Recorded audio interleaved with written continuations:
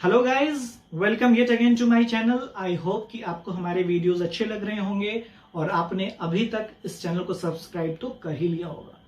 फिर भी अगर आपने इस चैनल को अभी तक सब्सक्राइब नहीं किया है तो आपसे रिक्वेस्ट है कि प्लीज इसे सब्सक्राइब कर लीजिए।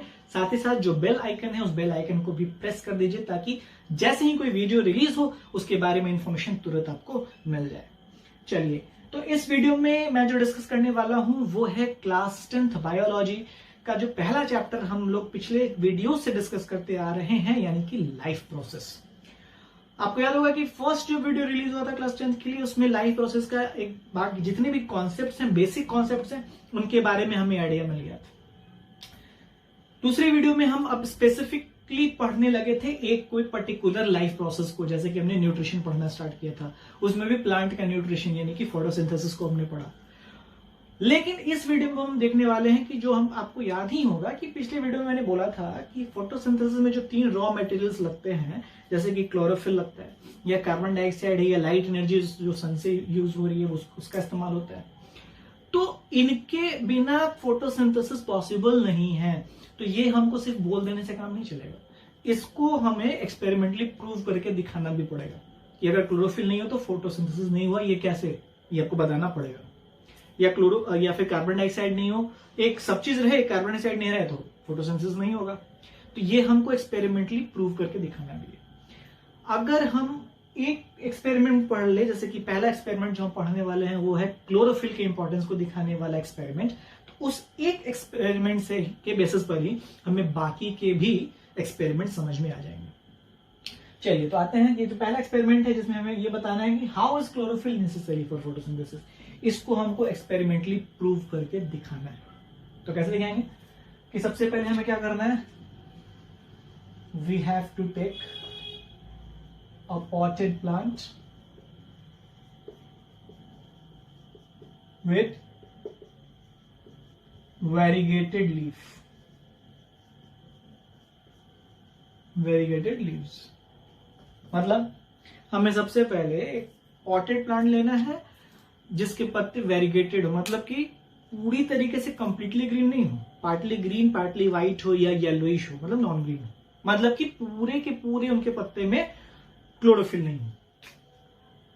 जैसे ये पत्ता है तो इसमें मान लो कि क्लोरोफिल हो कुछ एरिया में और कुछ एरिया में नहीं भी हो, है, ताकि हमें जानबूझ के ऐसा ही वाला प्लांट लेना ही है, क्योंकि इस प्लांट में हमको क्या करना है कि बाकी सारा रॉ मटेरियल्स रहने देना है, सिर्फ एक क्लोरोफिल को नहीं रहने देना था। तो इसमें ऑलरेडी कुछ एरियाज में नहीं है, तभी तो वो नॉन ग्रीन है। तो हम अब इसमें फोटोसिंथेसिस जब करवा के देखेंगे तो लास्ट में हम देखेंगे कि क्या फूड उसमें बना क्या। अगर तो फूड बन गया यानी कि स्टार्च मिल गया, तब तो यानी कि चलो फोटोसिंथेसिस हुआ, यानी क्लोरोफिल इस एरिया में नहीं था तो भी बन गया, यानी क्लोरोफिल का कोई वैल्यू नहीं है, यानी बिना उसके भी हो सकता है। लेकिन अगर सब चीज था, सिर्फ एक क्लोरोफिल के नहीं रहने की वजह से इन एरियाज में फूड नहीं बना, तब तो हम ये मानेंगे ना कि हाँ chlorophyll is important for photosynthesis. तो वही बात है, तो इसलिए हम ऐसा पार्टली ग्रीन पार्टली व्हाइट या येलोइश वाला प्लांट ले रहे हैं, पॉटेड प्लांट। पॉटेड प्लांट क्यों? क्योंकि प्लांट को एक जगह से दूसरी जगह मूव कराना है भाई, किसी लगे लगे पेड़ को उखाड़ के थोड़े ना एक्सपेरिमेंट करेंगे, इसलिए हम पॉटेड प्लांट ले रहे हैं। चलिए, अब आप बोलोगे जैसे इसका एग्जाम्पल, तो इसका एग्जाम्पल में आपको जैसे आ गया मनी प्लांट या क्रॉटन का पौधा आता है, क्रॉटन, उसके पत्ते भी क्या है, पूरी तरीके से ग्रीन नहीं है, थोड़ा ग्रीनिश है, थोड़ा येलोइश है, यानी कि नॉन ग्रीन एरियाज भी हैं, पैचेस में क्लोरोफिल है। इसको लेने के बाद हमको क्या करना है कि इस प्लांट को सबसे पहले तो किसी डार्क रूम में ले जाके रख देना है, किसी डार्क रूम में ले जाके रख देना है। क्यों? तो उसको डी स्टार्च करने के लिए, D starch the plant by putting it in a dark room. आपको याद होगा कि मैंने बताया था कि फोटोसिंथेसिस में जो फूड बनता है, एज अ फूड प्लांट में क्या बनता है, ग्लूकोज बनता है। लेकिन इतना ज्यादा अमाउंट में बन जाता है कि जितने की जरूरत नहीं भी है। तो जितने की जरूरत है वो तो ग्लूकोज के फॉर्म में यूज कर लेते हैं प्लांट्स। जितने की जरूरत नहीं है, जो बच गया यानी जो रिजर्व फॉर्म ऑफ एनर्जी के तौर पर रह गया, तो प्लांट में जो रिजर्व या प्रिजर्व या कंजर्व, जो कुछ भी कह लो आप, फॉर्म ऑफ एनर्जी जो है उसका नाम क्या था? स्टार्च था। तो बेसिकली जब किसी प्लांट में हम फूड की टेस्टिंग करते हैं तो मतलब स्टार्च की टेस्टिंग करते हैं, स्टार्च है कि नहीं। तो उस स्टार्च जो रिजर्व फॉर्म ऑफ एनर्जी होगा उसका भी तो एक लिमिटेशन ही होगा ना भाई। ऐसा तो नहीं है कि एक बार में इतना ज्यादा अमाउंट उसके पास रिजर्व फॉर्म ऑफ एनर्जी बन गया कि अब उसके बाद फोटोसिंथेसिस जिंदगी भर उस प्लांट में नहीं है तो भी उसी से वो काम चला लेगा। नहीं, एक पर्टिकुलर टाइम तक उस रिजर्व फॉर्म ऑफ एनर्जी को वो यूज कर सकता है। तो आप मान के चलो कि हमने उस प्लांट को जो है तकरीबन 2-3 दिनों के लिए डार्क रूम में रख दिया, चलो 3-4 दिनों के लिए रख दिया। तो अब हम ये मान के चल रहे हैं, तो जब डार्क रूम में चला गया तो फोटोसिंथेसिस नए सिरे से तो उसमें हो नहीं रहा था, सनलाइट वगैरह मिला नहीं, तो क्लोरोफिल किस चीज को एब्जॉर्ब करके वो फोटोसिंथेसिस की प्रक्रिया को कैरी आउट करेगा? आपको याद ही होगा फोटोसिंथेसिस में क्या क्या होता है। तो जो रिजर्व फॉर्म ऑफ एनर्जी था उसी को यूज करेगा ना, यानी कि वो अपना सारा स्टार्च को यूज करते गया और 2-3 दिनों में सारा का सारा यूज कर गया, खत्म हो गया, यानी कि वो डी स्टार्च हो गया। अब इस तरीके के प्लांट को हम बोलते हैं कि ये एक फ्रेशली प्रिपेयर्ड प्लांट है, यानी इसमें पहले से कोई फूड का अंश मौजूद नहीं है।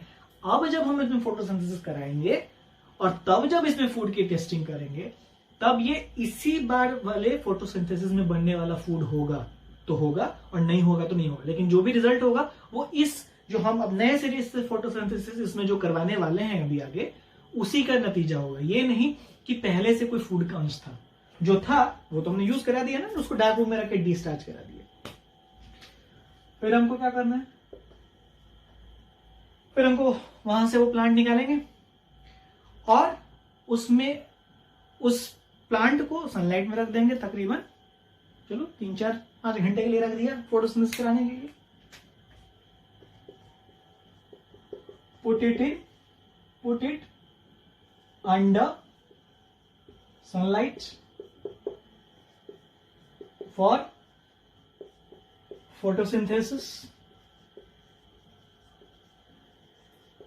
ठीक है, 3-4 घंटों के बाद, 5 घंटों के बाद हमने ये मान के चला कि चलो उसमें फोटोसिंथेसिस हो गया होगा। अब हुआ है कि नहीं हुआ ये तो अब टेस्ट करने पर पता चलेगा। और टेस्ट कैसे करते हैं? तो टेस्ट करने के लिए एक रिजल्ट हमको पहले से पता है कि अगर किसी स्टार्च्ड लीफ में, मतलब उसमें अगर फूड हो तो उसमें हम आयोडीन सोल्यूशन डालें, तो जैसे आयोडीन सोल्यूशन जाएगा तो जैसे ही तो नहीं, लेकिन कुछ मोमेंट्स के बाद वो पत्ता अपना कलर चेंज करेगा, ब्लू ब्लैक कलर में चेंज हो जाता है। तो अगर तो वो पत्ता ब्लू ब्लैक कलर में चेंज हो गया, आयोडीन डाला हमने और वो धीरे धीरे ब्लू ब्लैक कलर में चेंज हो गया, मतलब कि उसमें स्टार्च है, मतलब कि उसमें फूड है, यानी फोटोसिंथेसिस हुआ होगा। और कोई कलर चेंज नहीं आएगा मतलब फूड नहीं बना। तो वही हमको लास्ट में चेक करना है, स्टार्च टेस्ट करना है। खैर, फिलहाल हम वहां सनलाइट में रखे, फोटोसिंथेसिस हम ये मान के चल रहे हैं कि 3-4 घंटे रखने के बाद उसमें हो गया होगा। अब क्या करना है कि उसमें से कोई एक पत्ता निकालना है। ये जो हमारा जो प्लांट था जिसे हमने अंडर सनलाइट रखा, उसमें से कोई एक पत्ता को जो है तोड़ लेना है, प्लग करना है। जो रिजल्ट इस प्लांट के किसी एक पत्ते पर आएगा वही रिजल्ट हम उस पूरे प्लांट के लिए मानेंगे। तो उस पत्ते को हमको तोड़ के प्लग करके, plug a leaf and mark the green area and then put it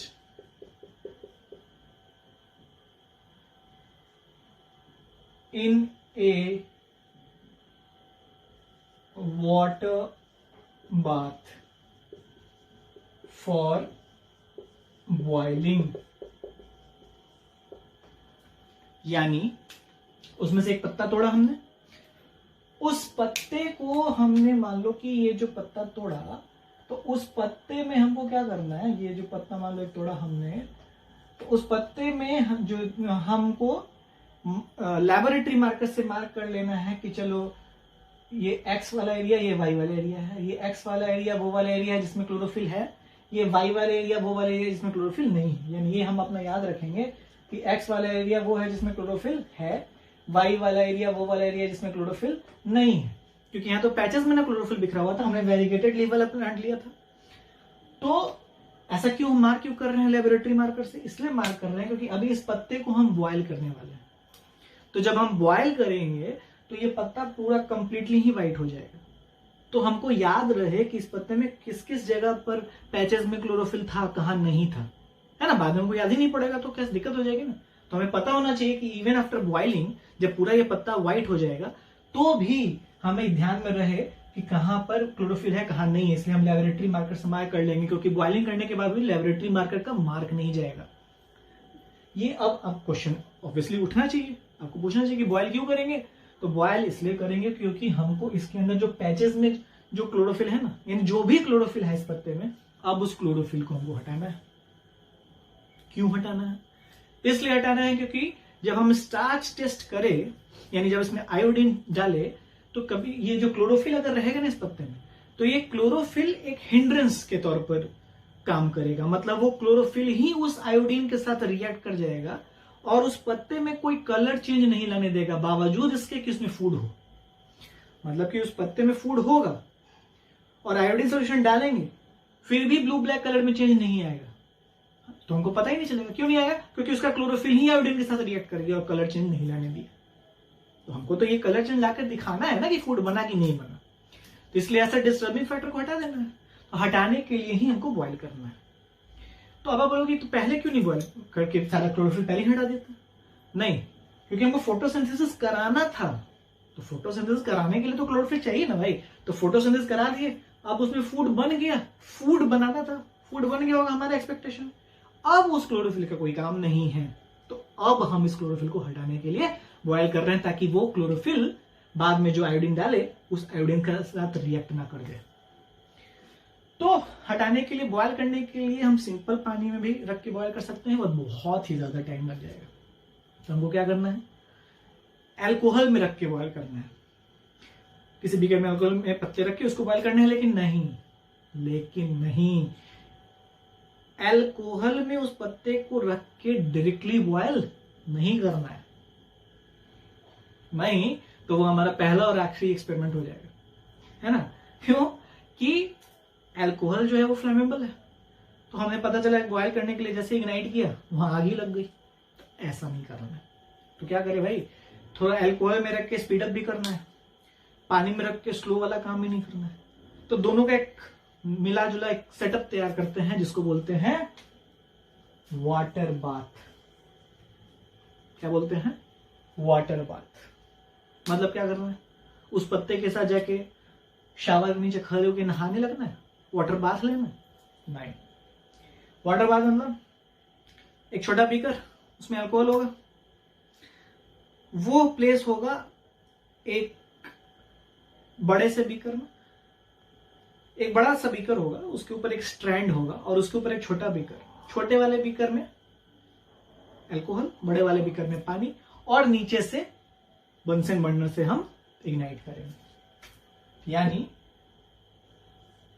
जैसे ये बीकर है, इस बीकर में हमारा पत्ता है, इस पत्ते में अल्कोहल है, ठीक है।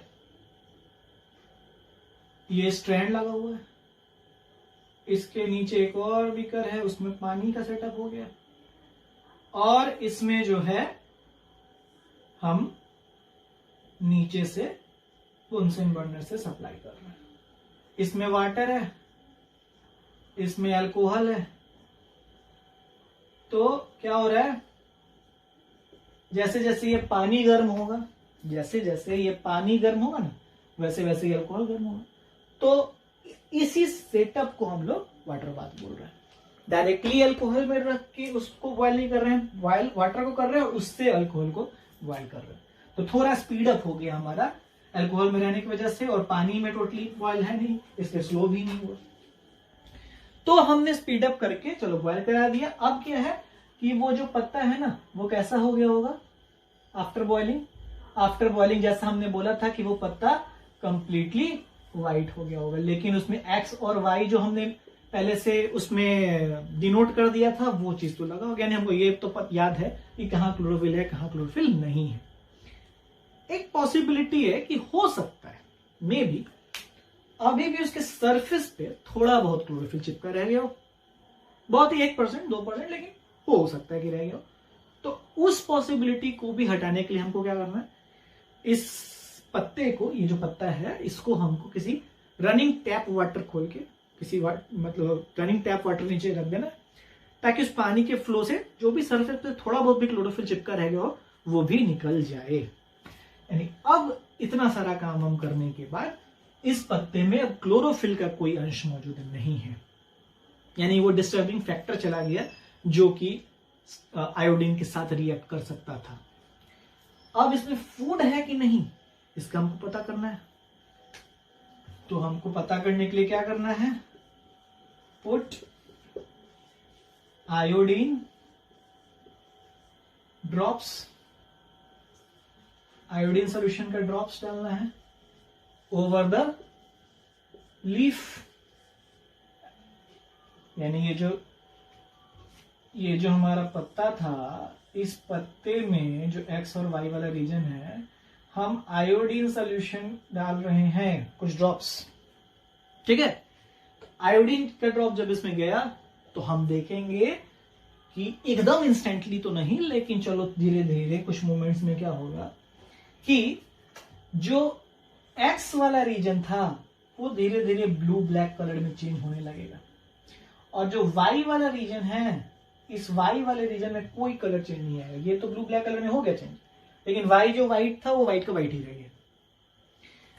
आपको याद होगा कि एक्स कौन वाला रीजन था जहां क्लोरोफिल है, और वाई वाला रीजन जहां क्लोरोफिल नहीं है, मतलब नहीं था। इस वाई वाले रीजन को, इस पत्ते में ये जो वाई वाला रीजन है, इसको इस एक्स वाले रीजन की तरह ही सारा चीज तो अवेलेबल था ही।